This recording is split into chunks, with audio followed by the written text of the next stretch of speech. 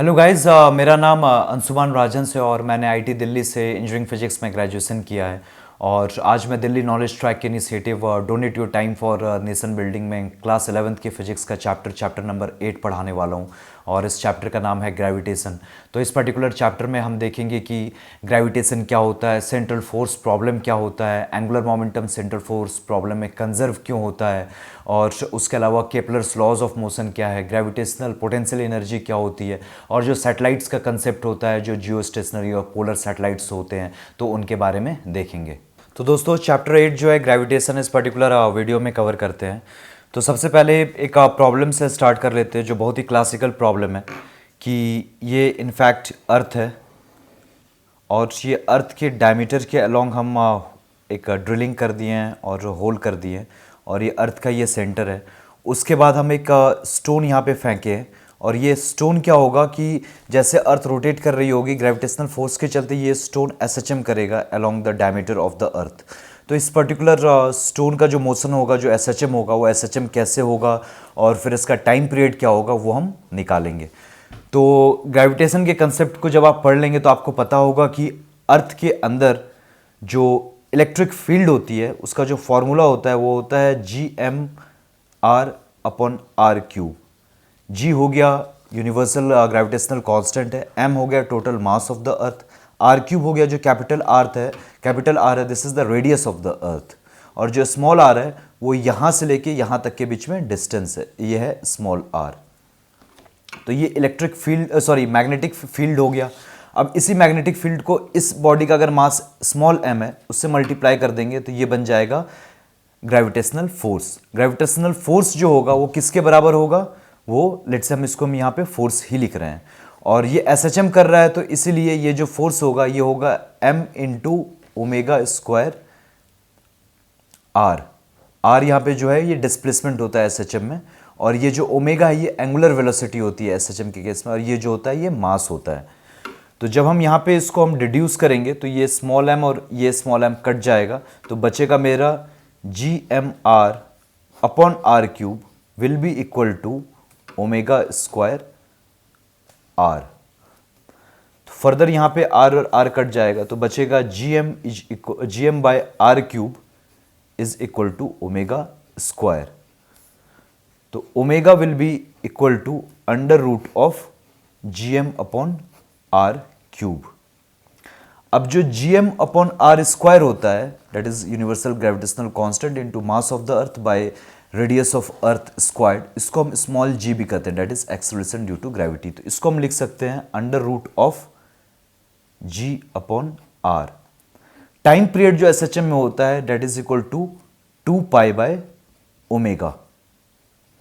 तो this will be equal to 2π√r/g।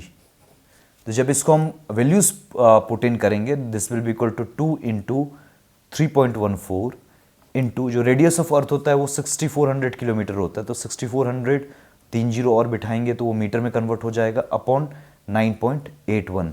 जब इसको सॉल्व करेंगे तो ये लगभग आ जाता है 5072 सेकेंड्स। डैट मीन्स कि 5072 सेकेंड्स होगा इस पर्टिकुलर एसएचएम का टाइम पीरियड। इसका मतलब ये जो पत्थर है वो यहाँ से यहाँ तक जाएगा, फिर वो वापस यहाँ तक जाएगा और फिर वापस वो यहाँ पे आएगा। तो ये जो होगा वो वन पर्टिकुलर मूवमेंट वो पूरा करेगा एसएचएम में। इतना मूव करने में उसको जो टाइम लगेगा that will be equal to 5072 seconds. तो इस पर्टिकुलर ये क्लासिकल प्रॉब्लम है ग्रेविटेशन से रिलेटेड कि जब किसी भी स्टोन को अगर एक ऐसे हम होल में भेज देंगे जो अर्थ के डायमीटर के अलोंग है तो उसका जो टाइम पीरियड होगा वो 5072 सेकेंड्स होगा। उसके अलावा अगर हम ड्रिलिंग यहाँ पे कर दें इस पर्टिकुलर डायमीटर के पैरेलल और यहाँ पे हम स्टोन अगर भेजें तो ये भी एसएचएम करेगा और इसका भी टाइम पीरियड इतने के ही बराबर होगा। जब आप इसको भी सॉल्व करेंगे कंपोनेंट्स लेके, वेक्टर का कंपोनेंट्स लेना होगा, तो भी उसका जो टाइम पीरियड आएगा वो भी 5072 सेकेंड्स आएगा। तो इस प्रॉब्लम को हमने डिटेल में देख लिया। तो अब हम लोग देख लेते हैं कि ग्रेविटेशन के कंसेप्ट्स के बारे में। तो ग्रेविटेशन एक तरह का सेंट्रल फोर्स है। सारे फोर्स सेंट्रल फोर्स नहीं होते बल्कि ग्रेविटेशन एक सेंट्रल फोर्स है। इसका ये मतलब होता है कि अगर यहाँ पे सन है और अर्थ चारों तरफ रिवॉल्व कर रहा है तो अर्थ के ऊपर जो ग्रेविटेशनल फोर्स लगेगा वो टुवर्ड्स द सन लगेगा, टुवर्ड्स द सेंटर लगेगा। तो जब फोर्स टुवर्ड्स द सेंटर लग रहा है that is why gravitation is a central force.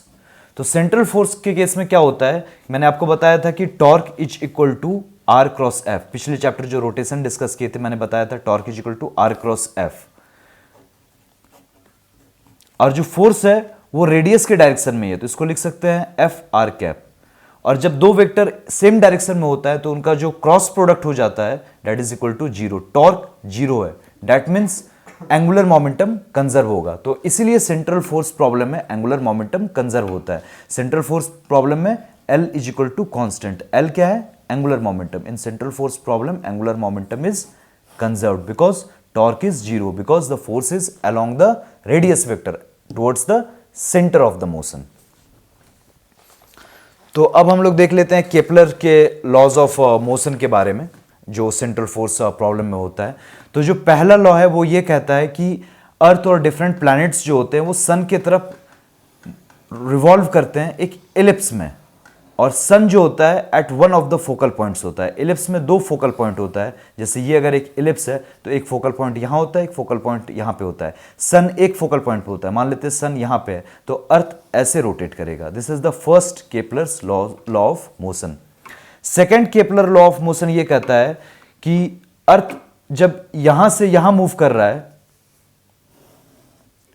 एक यूनिट टाइम में, और उसी यूनिट टाइम में अगर लेट से अर्थ यहां से यहां मूव कर जाता है, एक टाइम टी है जिसमें अर्थ यहां से यहां तक मूव करके चला गया, फर्दर गिवन टाइम टी में अर्थ यहां से यहां मूव करके चला गया, दैट मीन्स कि ये जो एरिया है और ये जो एरिया है वो दोनों बराबर है। दैट मीन्स कि earth sweeps equal area in equal time. Earth sweeps equal area in equal time.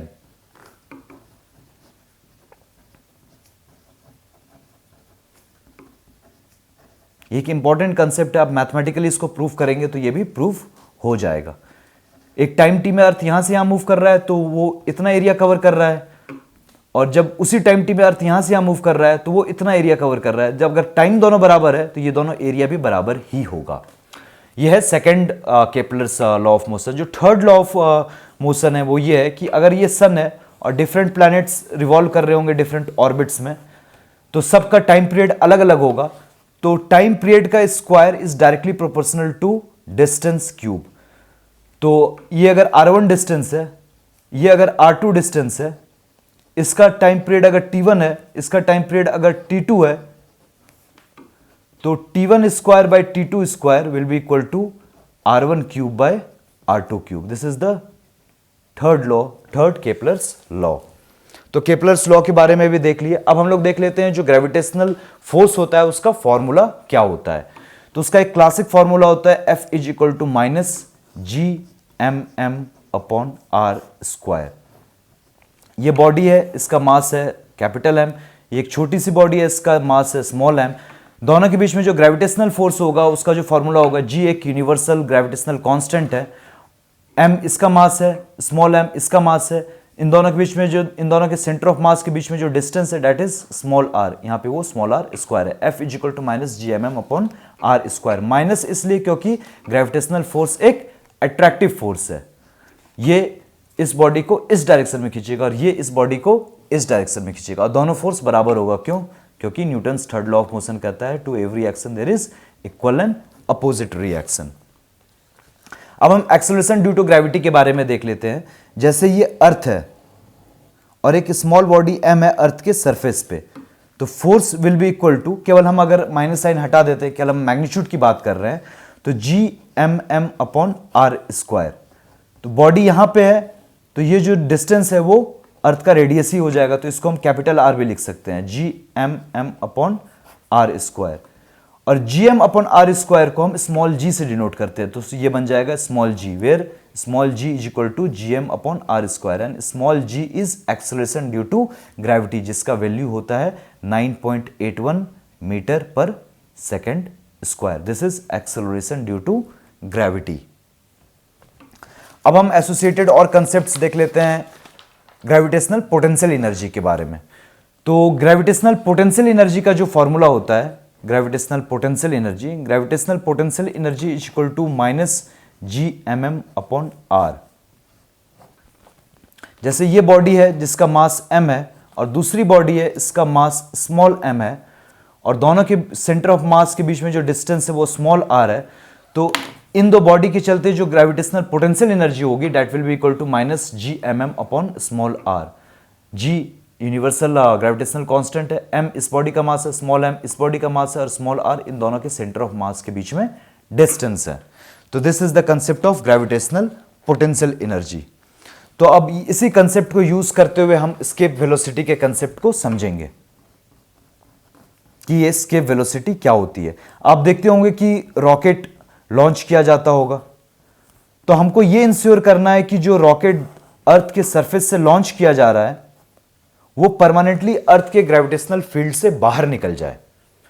तो जब ये रॉकेट अर्थ के सरफेस पे है तो इसकी पोटेंशियल एनर्जी कितनी है, minus G M M upon capital R, और इसकी काइनेटिक एनर्जी अभी 0 है। फाइनली क्या होगा, जब ये अर्थ के पोटेंशियल एनर्जी से निकल जा चुका होगा, ये जो डिस्टेंस है वो इन्फिनाइट हो चुका होगा और पोटेंशियल एनर्जी 0 हो चुकी होगी, उस समय केवल काइनेटिक एनर्जी होगी और kinetic energy is equal to half M V square. ये स्मॉल m और स्मॉल m कट गया, यहां पे हम साइन कंसिडर नहीं कर रहे हैं, और तो ये बन जाएगा 2gm upon r is equal to V square. तो हम अगले पेज में देख लेते हैं, इसको सॉल्व कर लेते हैं।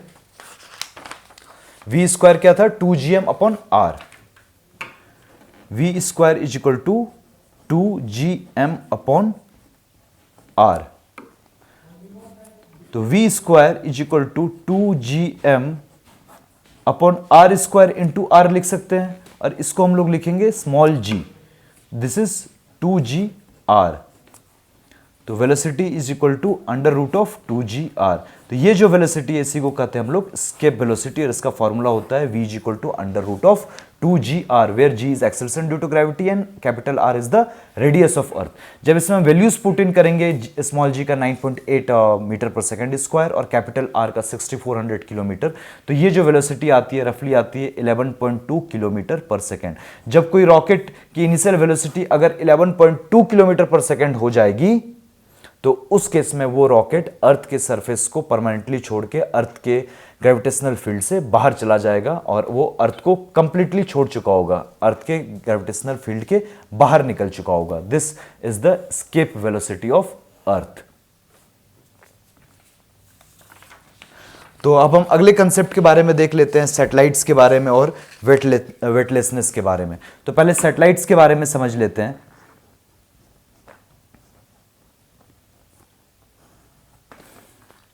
ये अर्थ है, तो कुछ सैटेलाइट्स, और ये नॉर्थ पोल है और ये साउथ पोल है, दो अर्थ टिल्टेड है लेकिन इसको मान रहे हैं कि ये टिल्टेड नहीं है। तो कुछ सैटेलाइट होते हैं वो ऐसे रिवॉल्व करते हैं अराउंड द अर्थ, तो उनको कहते हैं हम लोग पोलर सैटेलाइट्स। उनका मेन काम होता है रिमोट सेंसिंग का। और कुछ सैटेलाइट्स होते हैं जो अलोंग द इक्वेटर मूव करते हैं ऐसे, तो वो जो सैटेलाइट्स कहलाते हैं, उनमें एक स्पेशल टाइप का सैटेलाइट होता है जिसको कहते हैं जियो स्टेशनरी सैटेलाइट। तो जियो स्टेशनरी अर्थ का कितना होता है टाइम पीरियड एक दिन के लिए, एक अर्थ को एक कंप्लीट रोटेशन करने के लिए 24 घंटे लगते हैं। वैसे ही जियो स्टेशनरी सैटेलाइट को जो ऐसे मूव करता है उसको भी एक पर्टिकुलर रोटेशन कंप्लीट करने में, एक पर्टिकुलर अर्थ के अबाउट एक चक्कर लगाने में 24 घंटे लगते हैं। तो उसका भी टाइम पीरियड कितना होता है, 24 आवर्स। तो अगर वो सैटेलाइट इस जगह कहीं है तो उस सैटेलाइट पे अर्थ के चलते जो फोर्स लग रहा होगा that will B GMM upon x square. X is the distance between satellite and the centre of the अर्थ। और ये जो होगा किसके बराबर होगा, फोर्स के बराबर होगा। अब फोर्स कितना हो जाएगा, इसको लिख सकते हैं फोर्स को मास इनटू एक्सेलरेशन, या फिर इसको जब आप रोटेशन का कंसेप्ट आपको क्लियर है तो वो this will be equal to m omega square r। तो टाइम पीरियड होता है 2 pi by omega. Time period है 24 आवर्स, तो यहां से ओमेगा निकलेगा, तो आप यहां ओमेगा पुट इन करेंगे, ये स्मॉल m कट जाएगा। r का वैल्यू आपको पता है, तो r का वैल्यू क्या होगा 6400 किलोमीटर्स। ये भी कांस्टेंट है small g, mass of earth पता है, तो यहां से x निकल जाएगा।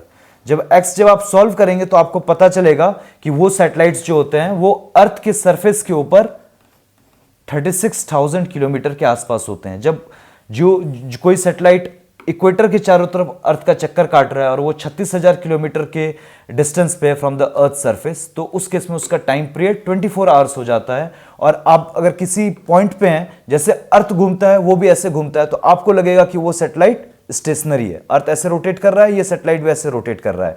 इसका अर्थ का भी टाइम पीरियड 24 आवर्स है, उस सैटेलाइट का भी टाइम पीरियड 24 आवर्स है। तो आप अगर यहां पे बैठे हैं तो आपको दिखेगा कि वो सैटेलाइट स्टेशनरी है, इसलिए ऐसे सैटेलाइट को कहते हैं जियो स्टेशनरी सैटेलाइट। अब एक इंपॉर्टेंट कंसेप्ट को देख लेते हैं कि वेटलेसनेस क्या होती है। अगर आप कभी लिफ्ट में अगर बैठे होंगे तो दो डायरेक्शन हुआ, एक बार कभी लिफ्ट ऊपर जाती है, एक बार कभी लिफ्ट नीचे आती है। तो जब लिफ्ट नीचे आती है तो आपको ऐसा लगने लगता है कि आप वेटलेस फील कर रहे हो, कि आपके ऊपर कोई वेट नहीं है लग रहा है। होता क्या है कि जब आप लिफ्ट में होते हो, मैं इस बॉक्स से डिनोट कर रहा हूं कि ये कोई इंसान है, तो आप लिफ्ट में हो तो आपके ऊपर जो फोर्स एक्ट करता है, इस फ्लोर के चलते ऊपर में नॉर्मल एक्ट करता है और नीचे mg एक्ट करता है, और लिफ्ट लेट से एक्सेलरेट कर रही है, अभी ऊपर की तरफ जा रही है तो वो ma से एक्सेलरेट कर रही है। तो होता क्या है, ऊपर की तरफ नॉर्मल लग रहा है, नीचे की तरफ mg लग रहा है, तो minus mg is equal to mass into acceleration. तो आप वेट फील तभी करते हो जब आपके ऊपर नॉर्मल लग रहा है। अब जब मान लेते हैं कि लिफ्ट नीचे की तरफ आ रही है और लिफ्ट का भी एक्सेलरेशन माइनस जी है, मतलब नीचे की तरफ जी से एक्सेलरेट कर रही है, तो ये क्या हो जाएगा, a माइनस जी।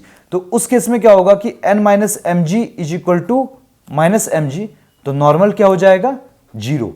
तो आपके ऊपर नॉर्मल जीरो लग रहा है, नॉर्मल जीरो लग रहा है, इसका मतलब कि आप लिफ्ट के फ्लोर से कांटेक्ट लूज कर चुके हो। जैसे लिफ्ट के कांटेक्ट से फ्लोर लूज कर लियो, दैट मींस कि आप फ्री फॉल में हो और आप वेटलेस ही फील करोगे। इसलिए जब लिफ्ट नीचे आती है, अगर उसका एक्सेलरेशन नीचे की तरफ जी हो जाए, दैट सिंपली मींस कि आपके ऊपर नॉर्मल फोर्स जीरो हो चुका है और उस केस में आप वेटलेस फील करते हो। वेटलेसनेस का मतलब ये होता है कि बॉडी फ्री फॉल में है, कि ये अर्थ है, यहां पे कोई एक स्टोन है, इसको छोड़ दें तो ये नीचे कितने एक्सेलरेशन से आएगा, नीचे के डायरेक्शन में जी के एक्सेलरेशन से आएगा।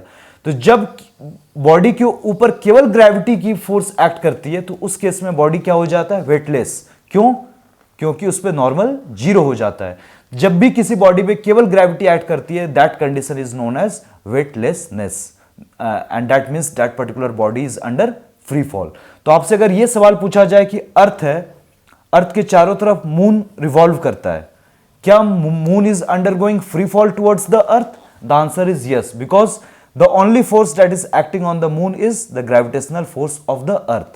तो जब मून फ्री फॉल कर रहा है तो अर्थ की तरफ क्यों नहीं गिरता है? उसका आंसर यह है कि जो अर्थ की तरफ जो फोर्स लग रहा है, उसी के चलते ये मून सर्कुलर मोशन में अर्थ के चारों तरफ रिवॉल्व कर पाता है। मैंने आपको बताया था कि जो सर्कुलर मोशन में जो सेंट्रीपिटल फोर्स होता है, that is equal to mv square by r। तो अर्थ के द्वारा जो मून पे जो ग्रेविटी की फोर्स लग रही है, वही फोर्स एक्ट कर रहा है, सेंट्रीपिटल फोर्स, जिसके चलते मून सर्कुलर मैनर में अर्थ के चारों तरफ चक्कर काट पा रहा है। But moon is going free fall towards the earth. क्यों? क्योंकि जो only force that is acting on the moon is the gravitational force of the अर्थ। अगर किसी बॉडी पे केवल ग्रेविटी एक्ट करती है, that means that body is under free fall and that body is feeling weightlessness. क्यों? क्योंकि उसके ऊपर नॉर्मल फोर्स जीरो हो चुका है। This is the concept of weightlessness.